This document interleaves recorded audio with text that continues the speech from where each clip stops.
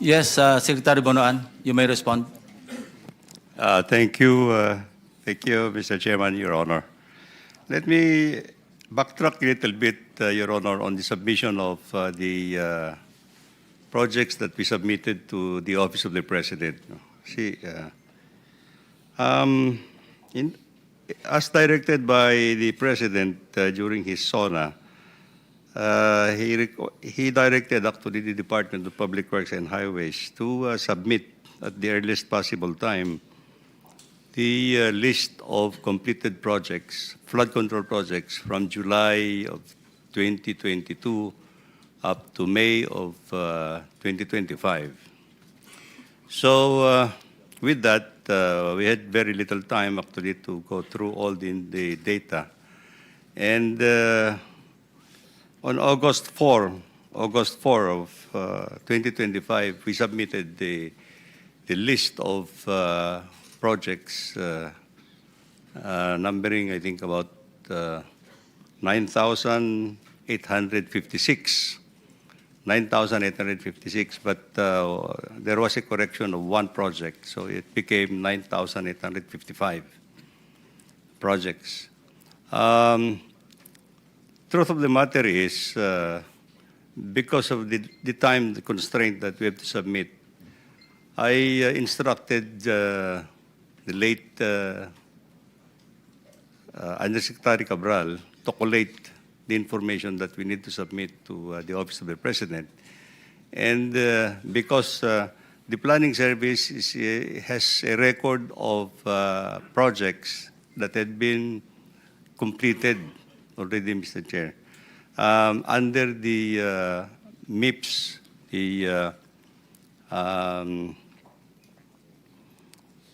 this is what has been deliberated on. This is the multi-year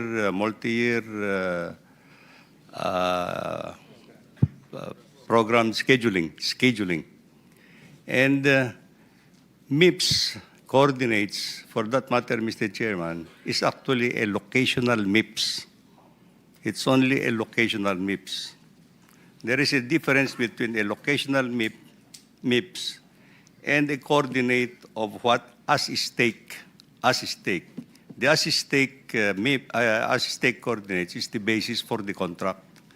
Depending on the situation on field, Ito yung linear distance, sinasabi ninyo. the as-stake, yes, that is already the coordinates for the contract in itself, Mr. Chair.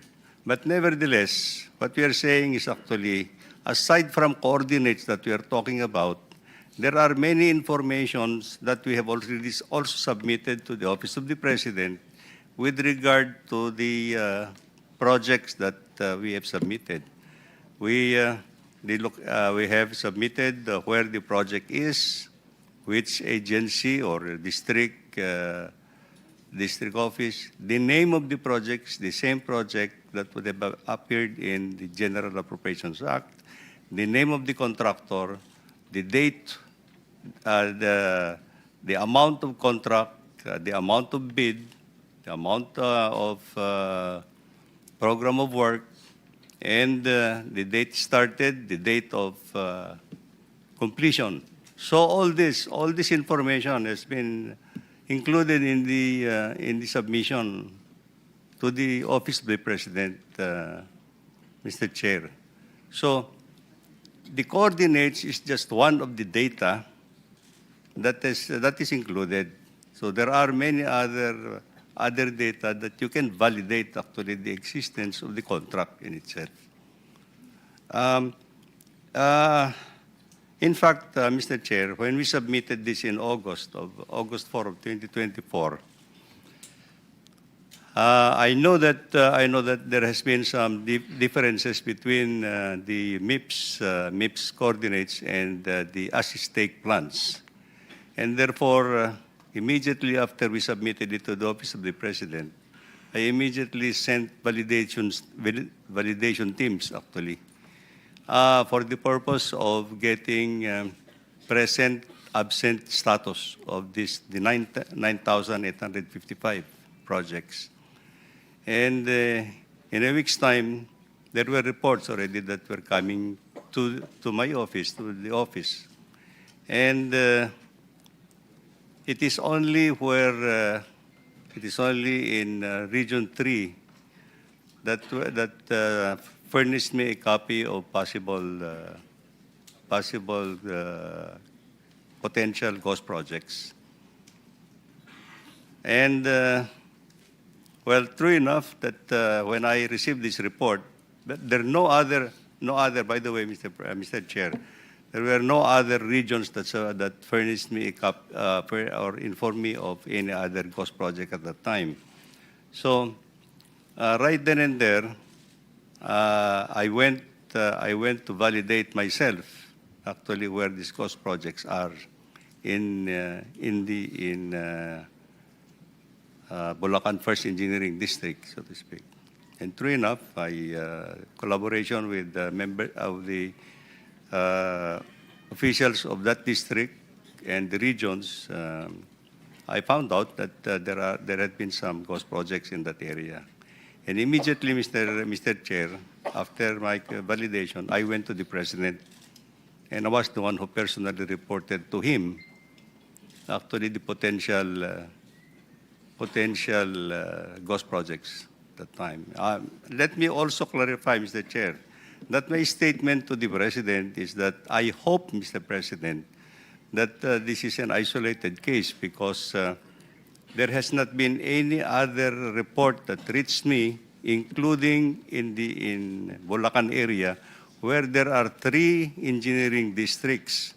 And if it would have been a pattern actually in that district, then you can imagine there's only one that has reported the presence of ghost projects. And so the President told me to start investigating the ghost projects. Immediately thereafter, Mr. Chair, I relieved all the personnel of Bulacan First Engineering District, and we started to undertake the investigations.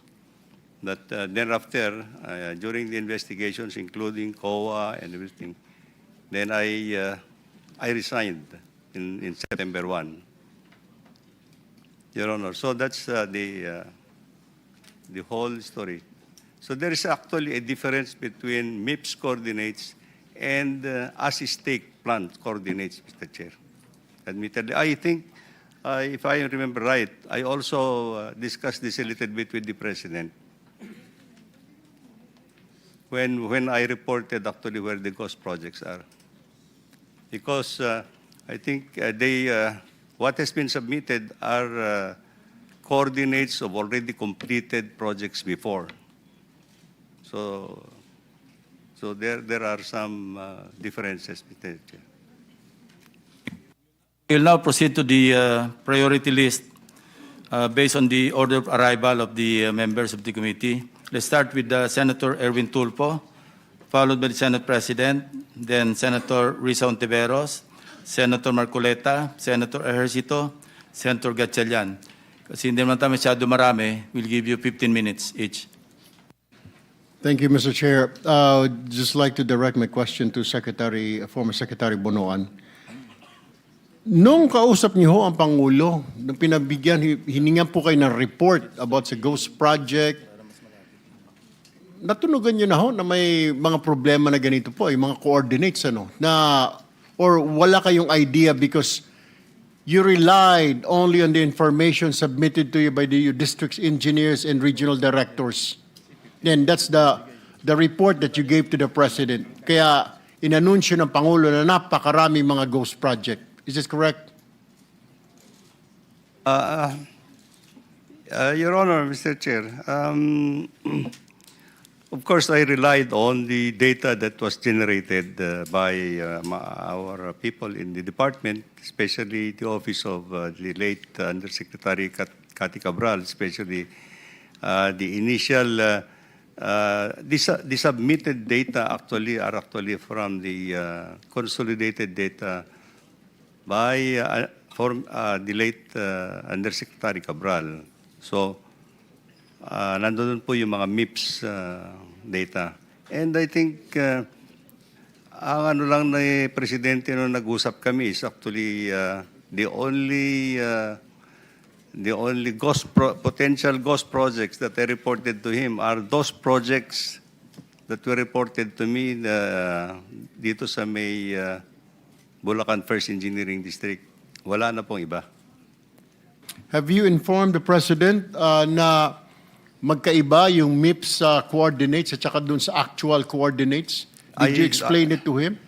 Yes, I think in our conversations, I told the President that some of these are locational, the MIPS are locational coordinates. But there is actually what we have as stake coordinates, which is the basis of the contract in itself. But having said that, I assured that the President that it's still in the same area, yung project na yan. It's still in the same area. It cannot be in any other area, Mr. Chair. Because yung gagawin na yung kontrata, I think depende depende doon sa situation on the field that would warrant on the technical assessment on the field. This is where they're going to put up the as-stake project. All right, thank you, former Secretary Bunoan. Let me go now to Yusek Bisnar. Yusek Bisnar, when you found out na meron po mga ganitong mga inconsistencies, meron pong problema tayo sa mga coordinates, na-inform po ba ang palasyo na, Mr. President, na-inform po ba ang Secretary Vince Dizon na may problema po tayo, na may mga ghost project, na hindi naman talaga ghost, pero nagawa naman pala, nasa ibang lugar lang. Were they informed, the Secretary and the President? Si Secretary po na inform na, and pina-finalize lang po yung report para po mapadala sa PMS and para po makorek yung sumbong sa Pangulo website, Your Honor. Ilan po sa tingin ninyo right now ang ika nga na wrong ang naibigay na coordinates? Kasi, Mr. Undersecretary, ang dami pong kinasuhan, ang dami pong contractor, ang dami pong mga opisyal ng Public Works and Highways na kinasuhan, kung ginawa naman po ang project, yun po yung tanong natin. It's kind of unfair saying na ghost itong project. Lahat tuloy ng buong Pilipinas, ang tingin tuloy lahat ng projects ng DPWH last year are ghost projects. And when in fact, nandiyan naman pala, nagkamali lang ng ika nga pwesto. Dito pala sinasabi, wala dito, yung pala 1.2 kilometers o 1.9 kilometers, nandoon pala yung actual project. Na ano hong action ang ginawa ho ninyo? Ano, to rectify this? Hindi po maliit na problema ito, malaking problema po ito. Mr. Undersecretary, marami ho nakakulong ngayon. May mga ngayon pinapasampina, katakot-takot na sampinang inisyo ngayon ng Department of Justice para sagutin ng mga taong ito. What have you done so far?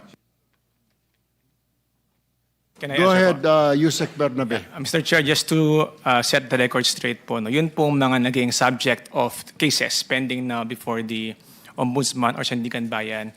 Ito po ay talagang mga ghost projects po. So aside from the issue na meron nga po mga wrong coordinates, meron pa rin po talagang ghost projects. So, are you telling me, is this the reason why, bakit nadidelay tayo? Dahil ito ba ang reason na dinodouble check ninyo kaya wala pa na-issue ng mga warrants of arrest sa ilang mga opisyal? Because of this, you want to double check it? Correct, Mr. Chair. No? Kaya po medyo it takes time to validate kasi nga po hindi porket yung initial validation done by the field na wala doon sa MIPS coordinates, we have to verify po kung wala po talagang nagawa. So that's why ito pong 421, it took us time to validate all these sites po to ensure na kapag po may kakasuhan for ghost, talaga pong ghost project. You said 421, di ba ilang libo po yung nabanggit na Pangulo na sa report niya ang ghost project? Are you saying itong 421 pala na validate ninyo na correctly na talagang ghost? Mr. Chair, yes po. Ito po yung listahan ng ICI. ICI po kasi talaga yung may initiative on this and we are just rendering them technical support po. Pero po yung 421 pa due po of course to limited manpower. Yun po ang kanila munang inuuna. And then afterwards po, they will expand further doon po sa ibang mga suspected So ghosts. ongoing po ang inyong pag-check ngayon, pag-validate kung talagang ghost or ika nga nasa ibang pwesto lang, nasa ibang lugar lang na ilagay yung project or ilang meters ang layo or ilang kilometro ang layo doon sa MIPS sa coordinates. That is correct, Mr. Chair. Ilan pa po ang i-validate ho natin? We will defer po to the ICI to give us po yung schedule and to render the final report. But as we speak po, I understand that the 421 malapit na pong ma-finalize yung first batch po na yun. All right, thank you. Secretary Vida, DOJ, ano ang ginagawa ho ninyo ngayon? Kasi hindi ho kaya ang problema dito dahil mali po may mga narinig po natin sa DPWH na may mga wrong coordinates. Pina-check po sa NBI teams natin, AFP, PNP. Wala yung project pero move lang pala ng 1 to 2 kilometers away doon sa actual site na sinasabing dapat kasi MIPS coordinates pala yon, hindi talaga actual coordinates. Meron po ba kayong ginagawang counter-checking also, not just relying sa ICI, kundi mismong mga tao to make sure. Kasi nga naman po, marami ho tayong kakasuhan, marami ho tayong bibigyan ng warrant of arrest. What have you been doing so far dito po sa DOJ to make sure po na pabibigyan po ng hustisya ang lahat? Maraming salamat po, Senator. Sa kasalukuyan po, 14 po yung projects na identified na ng Department of Justice sa pamamagitan po ng pagkalap ng iba't ibang pirasong ebidensya, pirasong ebidensya. Kaya po, ito po yung nakasalang na. 14 po na projects na sa amin pong, kami po ay kumbinsido na ghost projects. Ito po ay hinugot dun sa unang listahan po na 421. Dun sa iba po na 421 projects, hindi pa po kami kumbinsido na ghost project sila at patuloy po kami nagkakalap ng iba't ibang ebidensya para masigurado siyang ghost project. Pero sa kasalukuyan po, tulad po yung sa 14 na yun po, yung 2 po nun, kasalang na po sa Sandigan Bayan. Yung, so 14, 2, yung 12, nakasalang po yung sa isa pong batch, yung involved po yung Sims Construction Trading, may 3 kaso din po yun. Nakagayak na po na maglabas ang DOJ ng resolution para ipasa sa Office of the Ombudsman para timbangin kung ito'y aaproba ng Office of the Ombudsman. Sumunod po, may 6 na project din po na involved po ang Wawaw Construction at Top-Notch Catalyst Builders na ito rin po ay tinuturing naming ghost projects. Ito po ay nakasalang pa ho sa PI, Preliminary Investigation. Tapos may 3 pa hong high-value cases na involving ang kinaso naman po na nakasalang na PI ay plunder po. Para po sa kaalaman ng lahat, ang PI po ay Preliminary Investigation. Ito po yung proseso bago po magsampa ng information ang Office of the Ombudsman sa korte, either sa Sandigan Bayan o di kaya ay sa Regional Trial Court. Mr. Secretary, so naka-PI yung iba kaya wala pa mga warrant of arrest, pero are we expecting or are we going to expect na may mga warrants of arrest ilalabas soon to some officials pretty soon at talaga ito ay final na po na talagang napatunayan na ito ay mga ghost projects, Mr. Secretary? Mr. Senator, opo, umaasa po kami. Tulad po ng mga una ho namin pahayag, ang paglalabas po ng arrest warrant ay isang judicial function. So ayaw po namin pangunahan ng korte ang Sandigan Bayan, pero kami po ay kumbinsido na pag nagsalang po kami ng information na inapruban ni Ombudsman, ito po ay makakatindig sa pag-aaral ng husgado para po ma-issuehan ng arrest warrant. Thank you. Let me get back to Yusek Bisnar. 421 cases, 14 pa lang po ang kumbinsido kayo na ghost project. 1,000 po yung na-file sa sumbong sa Pangulo. Kailan ho tayo matatapos nito? Baka tapos na po ang administrasyon na ito, itong mga kaso sa flood control, hindi pa natatapos, Undersecretary.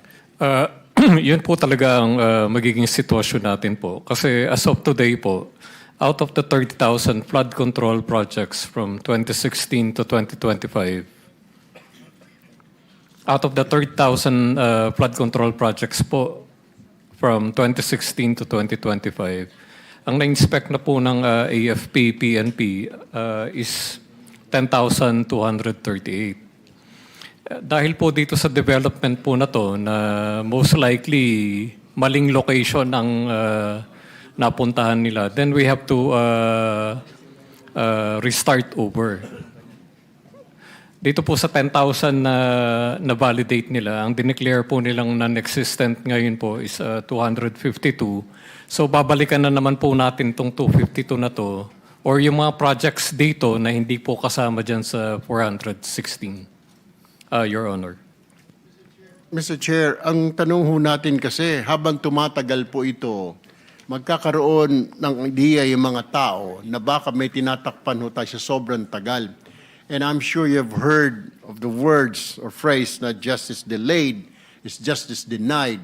Sa sobrang tagal po nito, ika nga, baka may mga maabswelto, magkaaregluhan, dahil sa sobrang bagal ho. Are you satisfied or with this investigation going on sa baba ninyo? Your Honor, I would like to reiterate po yung nasabi na rin ni Yusek Bernabe kanina na ang DPWH po at this point is supporting yung effort po ng ICI which is mandated na siya pong mag-lead ng investigation, Your Honor. Yusek, Secretary Vida, kayo ho ba satisfied kayo dito sa 421, 14 pa lang po ang sigurado na ghost project. Meron po tayong 30,000 plus na suspected ghost project. Opo. Baka tapos na ho yung termino ng administrasyon na ito. Ongoing pa ho investigation. Baka paano ko sa susunod administrasyon, hindi na po pag-uusapan ito. Di marami pong makakawala, marami pong malilibre, Mr. Chair. Opo. Mr. Senator, if I may suggest po, sana po ang DPWH at iba pa hong mga katulong ng DPWH sa pagbe-validate, maglabas na rin ng datos kung yung libo-libo hubang project, alin yung talagang hindi na ghost project. Para malimit ho natin yung universe. Tulad po yung nabanggit po kanina ni Secretary Bunoan, malaking input po sa amin yon. Na sa mga initial report sa kanya, lumalabas sa Region 3 lang. Diba? Yung mga unang bahagi. Para po mapaliit natin, para hindi ho tayo balik na balik sa libo-libo, kung makakapaglabas na ho ang ating mga kapatid sa kagawaran ng DPWH na, alimbawa po, 10,000, 9,800 dyan, sigurado na kami hindi ghost project. Di lumiit na po yung ating universe. Kasi limitado po ang resources ng government. Limitado rin po ang oras natin sa pag-asa ng ating mga kababayan na magkaroon nga ho ng solusyon. So what ang suggestion po ng inyong lingkod ay para mapaliit po natin. Let's if talaga pong validated na hindi siya ghost project, makapaglabas ho ng datos na hindi na talaga ghost project 'yon. Para makapag-concentrate po tayo sa case build-up dun sa talagang tinuturing nating ghost projects. So kayo din, Mr. Chair, ay nababagalan sa pangyayaring ito? Kayo po sa Department of Justice? Hindi naman po nababagalan. At batid po namin ang iba yung pagkilos po ng mga kapatid natin mula sa DPWH. Baka lang po yung idea na nailulutang sa publiko ay libo-libo pa ring project, pero batid na naman po sa datos na nakita na yung 9,000 mahigit ay hindi talaga ghost project. So aminin na natin sa publiko kung talagang hindi ghost project yon. Mag-concentrate na tayo ho para matumbok na ho natin kung sino yung dapat kasuhan, makapag-case build up, makapag-ipon na po tayo ng iba't ibang ebidensya pa ho. Tama po yun, Mr. Chair, and I agree with the Secretary of Justice, siguro, Department of Public Works and Highways, if we can submit a report kahit sa kanila lang muna na ito, we believe na hindi ito ghost project, ito ay ghost project. Kasi kawawa ho eh. Ang dami hong nag-aantay, ang dami hong nalagay sa media, nag-aantay ng sabpina, napadalhan ng mga sabpina, pero wala pa rin pala because of that. Siyempre, kailangan natin siguro bilisan ho natin kasi ang taong bayan po ay nag-aantay din. Tingin tuloy baka hinuhokus-pokus na ng pamahalaan ng administrasyon na ito at maraming i-absuelto, may delay pala tayo sa investigasyon. Mr. Chair, we will comply po, no? Mr. Chair, for information lang po of the body also, as of date, we have already filed cases against 87 individuals. And habang po kami ay tumutuloy ng investigasyon, kapag po meron kami makita na substandard or ghost, we will continue to file cases po, no? Hanggang po kami ay tuloy-tuloy po itong aming investigasyon po. Okay. It seems po na hindi reliable ang MIPS coordinates at there are certain inconsistencies. Moving forward po, ano ang reforms ngayon ng DPWH para ma-ensure na isa na lang po ang coordinates ng MIPS at PCMA? Kasi po parang medyo magulo eh. I mean, meron tayong MIPS, merong ika nga para sa PCMA. Ano ho ba talaga? May paliwanag si Yusek Bisnar kasi nababago yung contour, yung ilog. Pero hindi ba pa pwedeng isa na lamang na coordinates? Kasi magulo ito. Through MIPS, we identify the project. Through PCMA, we monitor the project. So hindi ho ata tama na magkaiba ang coordinates sa MIPS at PCMA. Will you agree with me? Mr. Chair, sobrang agree po kami dyan, no? Tamang-tama po yung inyong sinabi. Kaya nga po meron po kami mga reforma ngayon to implement itong mga bagong systems, to improve the systems. In fact, meron nga po kaming foreign assisted project to reform this application para nga po isa na lang ang coordinates na gamit po natin. This on top po ng aming nilaunch na transparency portal. Moving forward po, we also intend to have satellite images to monitor po ang aming mga proyekto para nga po to lessen the human intervention. Kasi Yusek Bernabe, habang may mga gray areas tayo na ganito, yung mga malilikot ang isip, nakakapag-isip ng how to make money because there's a gray area, dala-dalawa po yung ika nga coordinates natin. Pero kung iisa lamang po ito, wala hong kawala, di po ba? Tama po kayo, Mr. Chair. Mr. President, just Go ahead. this is just a request for submission very quickly. Yusek Bernabe, nabanggit nyo yung nagsampa na kayo ng ilang kaso for ghost and substandard. Baka pwedeng isubmite sa ating komite kasi pinag-uusapan kanina ghost eh. Pero meron ding maliwanag na substandard. Which means therefore na hindi rin compliant at maaring ang dahil kulang sa budget dahil kinurakot naging substandard, hindi ba? So if he can submit to the committee the list of cases involving substandard projects and involving ghost projects. For the We record. will comply, Mr. Chair. Thank you, Mr. President. Thank you. Yes, going back to Secretary Yusek Bernabe, naitanong ko kanina ng ating chairman kung ito po bang wrong coordinates na ito was deliberate, sinadya po ba o hindi sinadya? Anong basa ninyo? I mean, sinadya po ba ito para ligawin ang mga investigasyon ng Blue Ribbon Committee, investigasyon ng ICI, ng Ombudsman? Ito po ba sinadya sa basa ho ninyo? Bakit nagbigay ho ng mga inconsistent at wrong coordinates? At ngayon lumalabas na may mga hindi naman pala lahat ghost project, nagawa din naman pala. Yung pala ilang metro lamang ang layo sa pinuntahan o chinek. Ano hong comment niyo ho dito? Again, sorry po, Mr. Chair, no, but I cannot speak on behalf of the former secretary on the intention of submitting the MYPS coordinates vis-a-vis the actual location. Kami lang po ay factual that upon inspecting the projects of the 421 ay meron nga pong variance between the MYPS coordinates and the actual coordinates. Now, the reason or rationale for submitting the MYPS, di po namin kaya sagutin, Mr. Chair. Hindi ho ninyo. Siyempre may mga naiwan pa po dyan ng mga district engineer, yung mga mid-level supervisors. Hindi ho kayo nagtanong-tanong bakit mali yung naibigay na mga coordinates. Did you ask? Did you try to ask? Mr. Chair, I believe they submitted both MYPS and the actual coordinates. Ngayon po, I think doon na po sa central office na po ang nagdesisyon kung ano po yung kanilang ipapasa, Mr. Chair. All right, thank you. I have one last question, Mr. Chair. Then I will. It's okay. I will just give way to my colleagues. Secretary Bonoan, kayo ho ba, you believe na yung mga binigay ho ninyo na coordinates or yung na mga tao ninyo, sinadya po ito or talagang tanga lang? Ang posible naman ho, pinag-aralan naman ho natin dyan sa civil engineering course, yung mga coordinates po na yan. May mga barkada po ako na mga civil engineer. Pinag-aaralan po, basic po yan sa civil engineering, mga coordinates na yan. Ano nangyari dito, Yusek? Mr. Chair, Your Honor, as I mentioned earlier, ang MIPS coordinate is a locational coordinate. Yung coordinates kung nasaan yung ilog, nasaan yung town, nasaan yung province, that is the locational coordinates.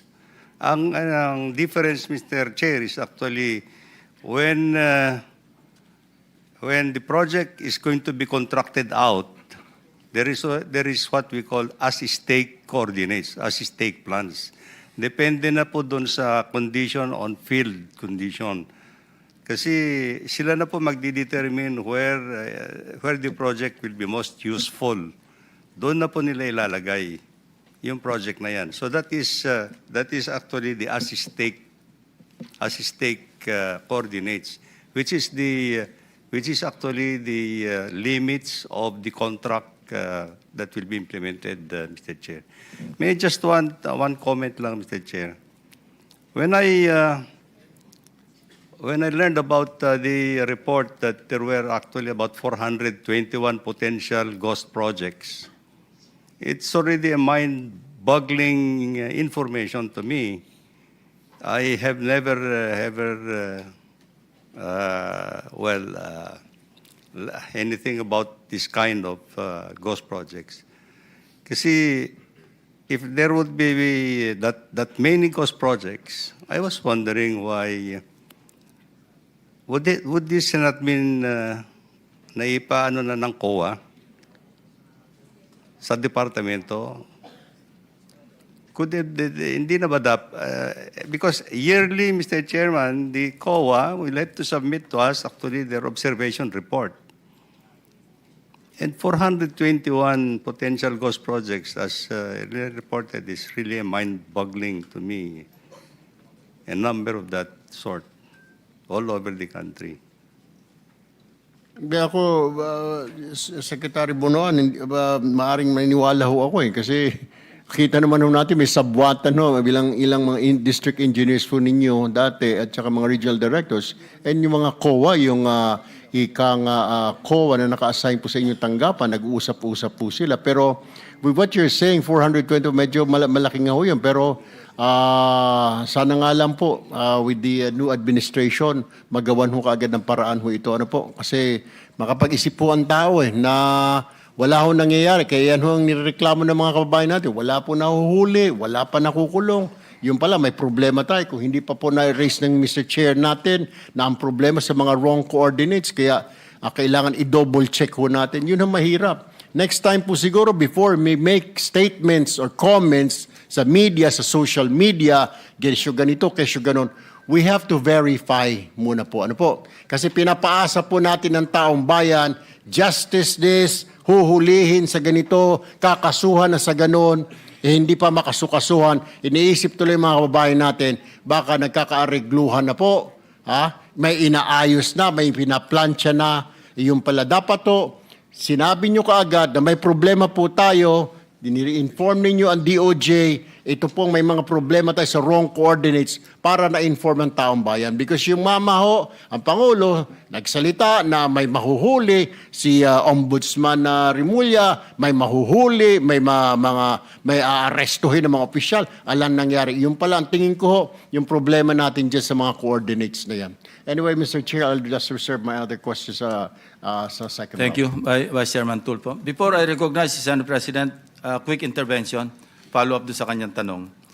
I remember, no, noong nagpunta kayo sa Oriental, and this was the first time na narinig ko sa inyo mayroong maling grid coordinates. This was long before before the Sumbong sa Pangulo website was launched. Sinabi nyo kagad sa inyong interview, mali yung grid coordinates namin ng aking team na in-inspection namin na kinunclude namin ghost project sa Sitio Dique, Oriental Mindoro. And we were very sure na hindi yon na hindi mali. Alam namin talagang ghost project because we never relied or we did not rely on the Sumbong sa Pangulo, which at that time was not yet in existence. Hindi pa ito na-launch.